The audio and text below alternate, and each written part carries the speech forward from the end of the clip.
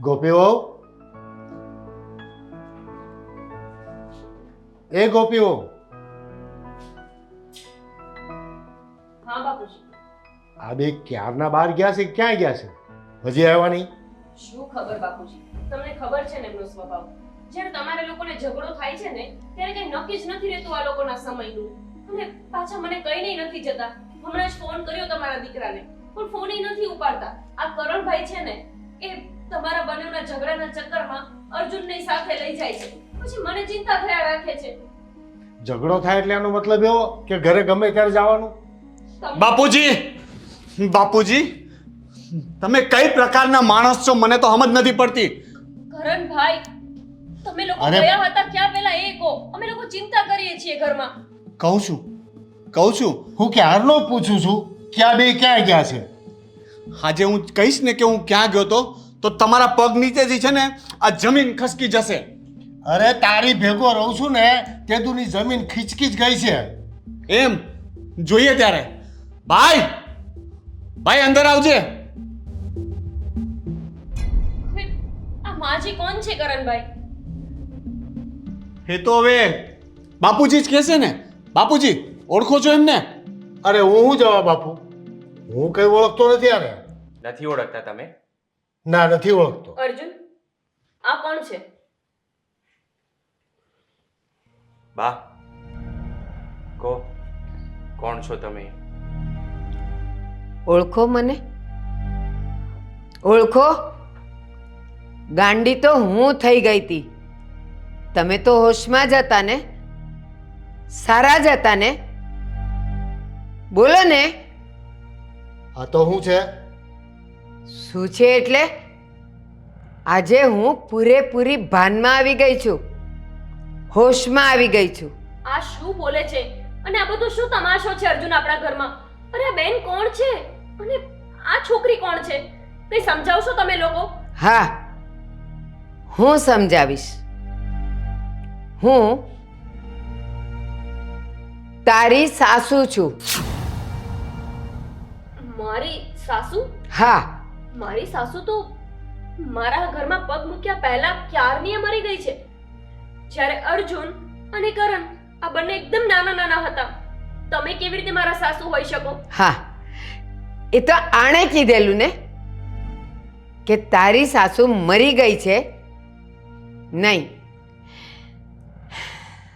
આ નાના હતા ને ત્યારે આણે મને મારી હતી, અને એટલી હદે મારેલી મારું માથું સીડીઓ પર અથડાયું અને હું ભાન ભૂલી ગઈ. અને પછી કરણને લઈને હું જવા માંડી તો પહેલાં તો એણે કરણને ખેંચી લીધો, ન આપ્યો મને. પણ બસ હું તો ભાન ભૂલી ગઈ હતી ને. એક અલગ જ જોમ હતું મારામાં, અને હું મારા કરણને લઈને ભાગી ગઈ. પણ પછી કરણ મારા હાથમાંથી છૂટી ગયો. હું ગાંડી થઈ ગઈ, અને આજ દિન સુધી હું મારા કરણને શોધતી રહી. સરસ નાટક છે. ગોળ ગોળ ધાણી ઇતે ઇતે પાણી, ગોળ ગોળ ધાણી ઇતે ઇતે પાણી. ચાલો ચાલો, આંખ બંધ કરો બધા. એ આવું બધા ભેગા કર્યા અહીંયા? ચલો ભાગ. અરે શું ભાગો? રમે છે છોકરાઓ. અરે આ કઈ થોડું છોકરાને રમવાનું મેદાન છે? તો આપણું ફળિયું શેના માટે છે? આપણા ફળિયામાં આપણા છોકરાને ગામના નહીં. પણ એના દોસ્તારો હોય કે નહીં? રમે તો ખરા ને. તમે પણ જ્યારે હોય ત્યારે છોકરાઓને એકલા રાખો છો. દોસ્તારો અરે રમવા દો એ લોકોને. આ ફાટેલા તૂટેલા કપડા પહેરીને આ ગરીબ ગુરબાન છોકરા એ લાવે, હવે એના સંસ્કાર આમાં આવી જાય કઈ ભાન પેલા પડે? ગમે એવા કપડા પહેર્યા હોય, છોકરાઓ છોકરાઓ છે, બાળકો બાળકો છે. રમે તો ખરા ને. શું મંડાણા છો તમે પણ? અને આને વાગ્યું એ મને કેમ નથી કહેતી? આ તો તારા ભાઈએ મને કીધું ફોન કરીને. પણ વાગે હવે. છોકરાઓ તો પડે આખડે ને મોટા થાય, એમાં શું બધી ફરિયાદ કરવાની? તારું કેમ કે કપાળ ફૂટતું નથી? એને જ કેમ કપાળમાં વાગે? પણ હું થોડી રમતી હતી. સમજતા કેમ નથી? છોકરાઓ રમતા હતા, હું નહોતી રમતી. એ તું અહીંયા ઉભો જાતો. આ શું માંડ્યું છે તમે? શું કામ અર્જુનને ધક્કો માર્યો? અરે તારા મગજના હિસાબે ઈ હેરાન થયો. શું મારા મગજના તમે સમજતા કેમ નથી? હું કહું છું છોકરાઓ રમતા હતા અને આ પડી ગયો, ધક્કો વાગ્યો તો એમાં શું થઈ ગયું? પણ ધ્યાન રાખવું જોઈએ ને. તને કઈ છોકરાની ચિંતા છે કે નહીં? તારા પિયરિયામાં બધે ભટકવામાં ધ્યાન છે તારું, છોકરામાં ધ્યાન નથી. હું ત્યાં જ હતી પણ રમતા રમતા એ લોકો પકડા પકડી રમતા હતા અને રમતા રમતા એને વાગી ગયું તો એમાં શું થઈ ગયું? પણ શાંતિથી વાત નથી થતી, અવાજથી કેમ વાત કરે? તો તમે કેમ પણ આટલું મોટેથી બોલ? જીભ ચલાવે. ના પાડું છું અવાજ કરવાની તો જીભ ચલાવે. તમે બોલો છો તો મારે બોલવું પડે છે ને. હજી જીભ ચલાવે. હે કરણિયા, કરણ! ચા એક બાજુ. કરણ! અરે તું કે મારો મારા કરણ ને હવે તું કેમ બહુ અવાજ કરે મારી સામે? હે ખબર નથી પડતી તને કઈ? તને કેટલી વાર કીધું છે કે મારી સામે અવાજ નહીં કરવાનો, અને હવે તું આ ઘરમાં રહેવાના લાયક નથી. કરણ! જા તો કરણ! નીકળ બહાર. હાલ કરણિયા.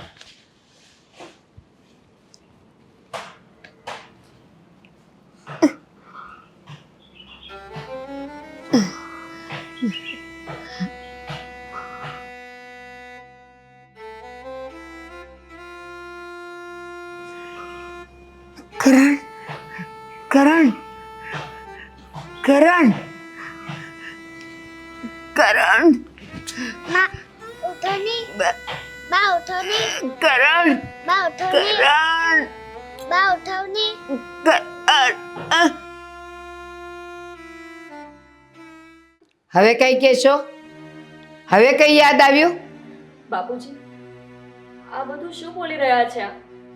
હવે તો સાચું બોલો. નહીં બોલે, હજી પણ નહીં બોલે.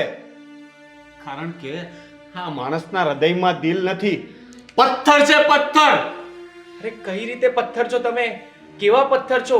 આ બાના પેટમાં આ અમારી બેન હતી, છતાંય તમે એને કાઢી મૂકી. હા, મેં એને કાઢી મૂકી. પણ શું કામ કાઢી મૂકી એ ખબર છે તમને? એ બહુ ઝઘડાખોર હતી, મારું જીવવાનું હરામ કરી દીધું હતું, અને મારા દીકરાને લઈને એના મામાના ઘરે ગઈ હતી. એને દીકરા પ્રત્યે જરાય લાગણી નહોતી. એને રખડવામાં ને ભટકવામાં જીવ હતો. મારા દીકરાને કેટલું મોટું વાગી ગયું હતું કપાળ ઉપર, એને દવાખાને પણ નહોતી લઈ ગઈ. એમને હળદર લગાડીને ઘરે લઈ આવી હતી.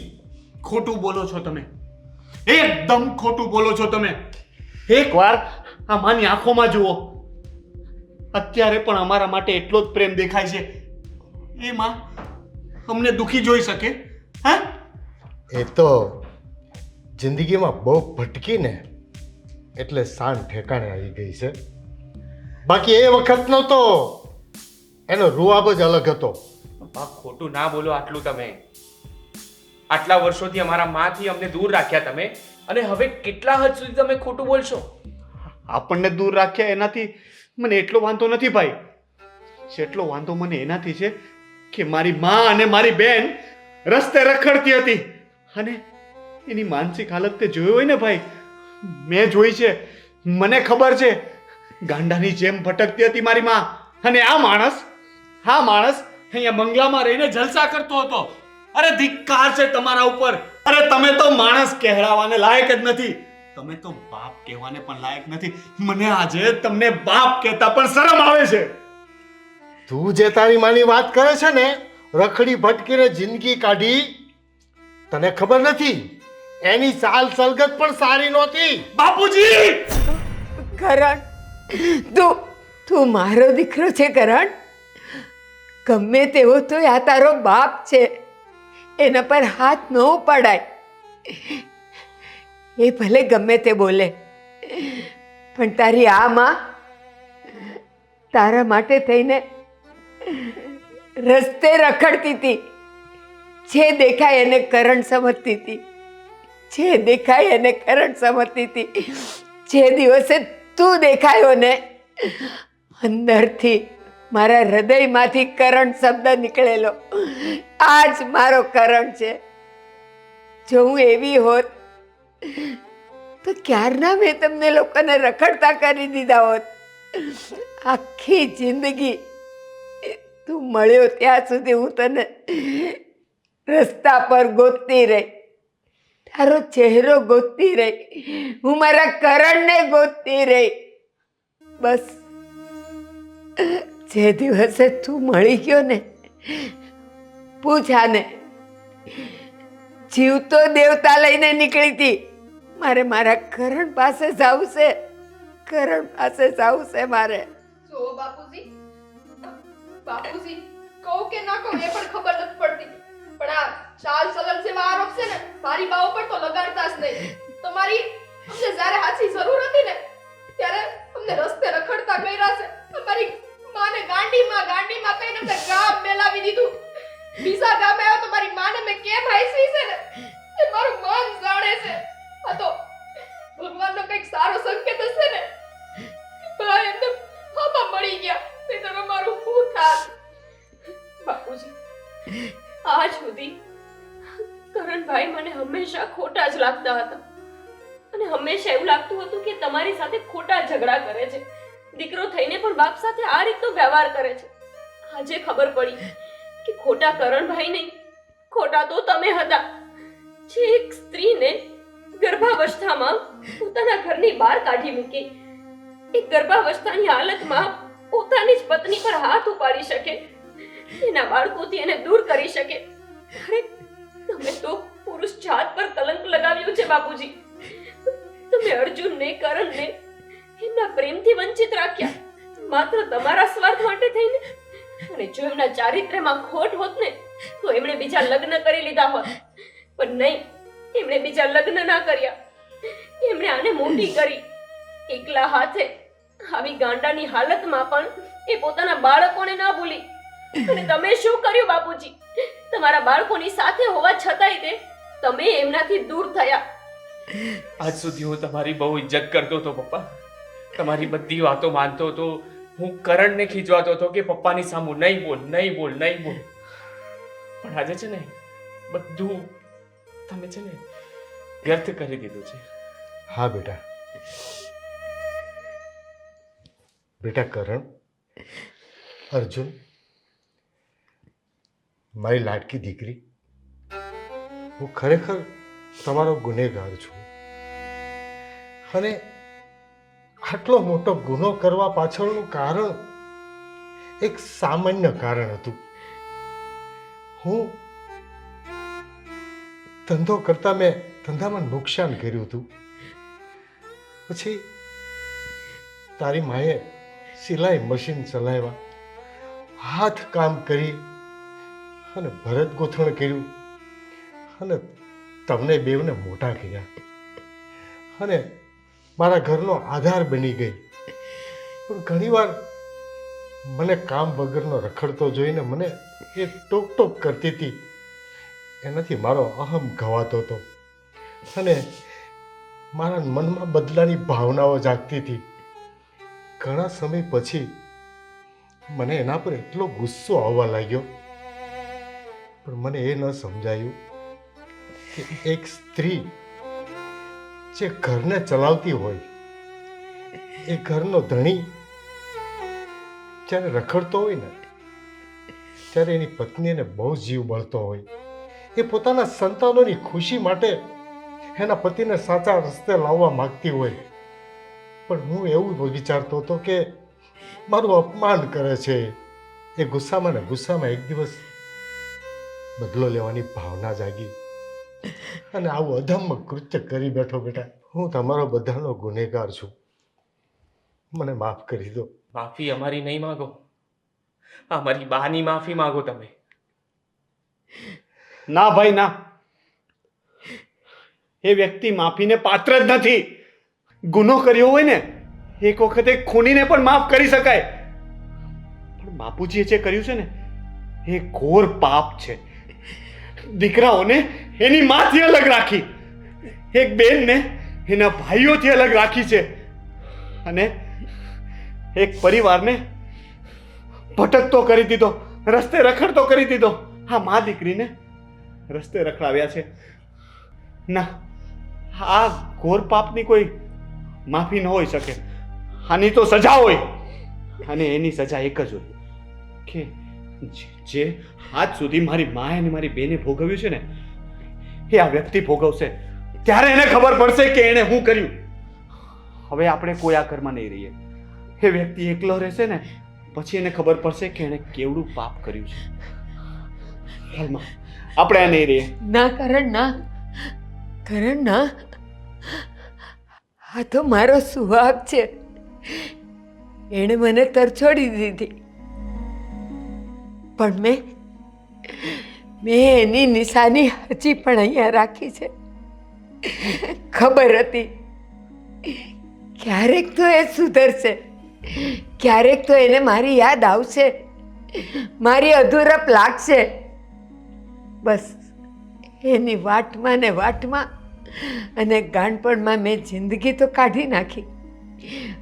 પણ એ ગાંડપણ ખાલી અહીંયા વાગવાથી હતું, અહીંયાનું નહીં. અહીંયા તો મારો પતિ હતો, મારા કરણ અને અર્જુન હતા, જેને હું ક્યારેય ભૂલી નહોતી શકી. એટલે જ તો જ્યાં જ્યાં રખડતી મને ખબર હતી કે મારા કરણ અર્જુનની ઉંમર આટલી જ હશે અત્યારે, અને બધામાં હું એને જોતી હતી.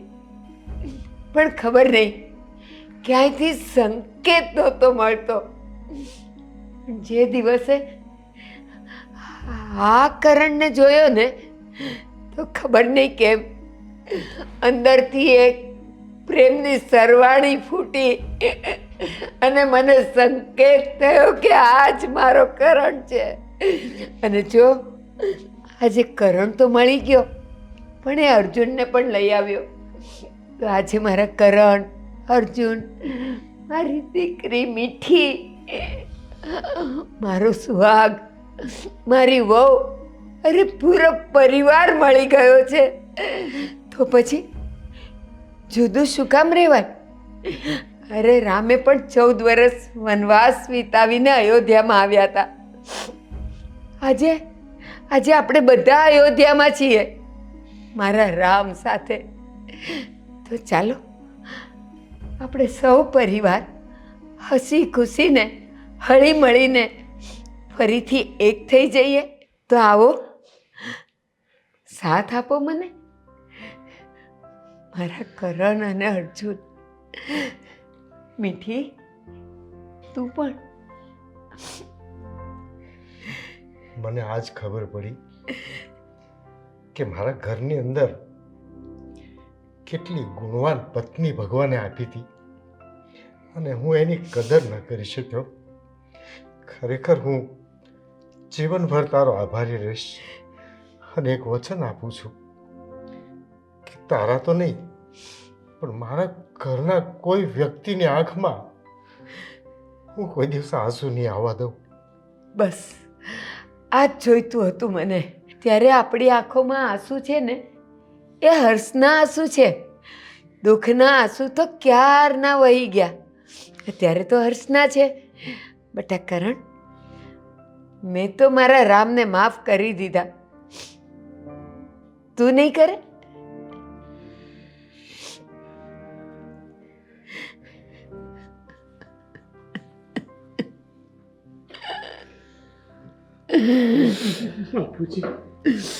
સુખી રહો બધા, બસ સુખી રહો. આજે મારો પરિવાર પૂર્ણ થઈ ગયો.